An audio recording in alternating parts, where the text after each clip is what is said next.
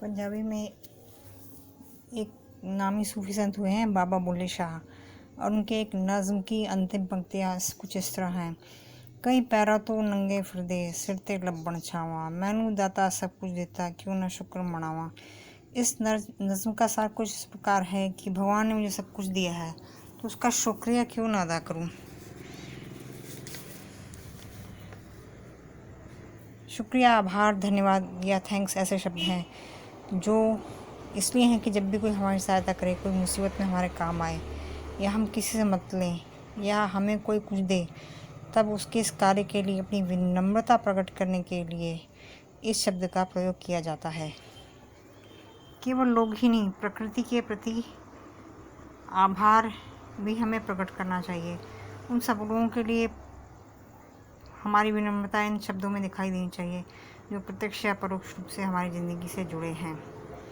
भारतीय वेदों में भी प्रकृति के स्रोतों जैसे हवा, पानी, अग्नि, आकाश, भूमि के प्रति भी आभार प्रकट करने के लिए पंच तत्वों को देवता निरूपित किया गया है, केवल इसलिए कि हम इन तत्वों का उपयोग करते हैं, बदले में इनके प्रति आभार प्रकट करना आवश्यक है।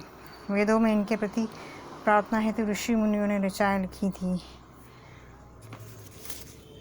आभार प्रकट करना ज़रूरी इसलिए है कि हम एक व्यवस्थित जीवन को जी सकें।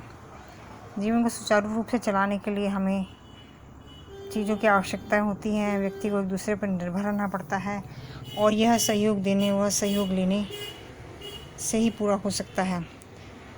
सामाजिक सहयोग का लेन देन बिना व्यवहार किए नहीं हो सकता है, और यह हमारे बातचीत का ढंग, विचारों का आदान प्रदान व भावभंगिमा है।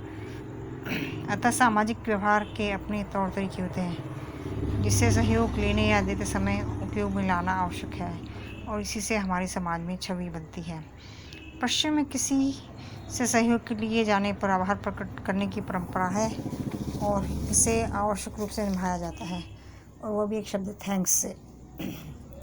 वहाँ इस शब्द का उपयोग इतने धड़ल्ले से होता है कि यह जीवन जीने के लिए खाने जैसा है।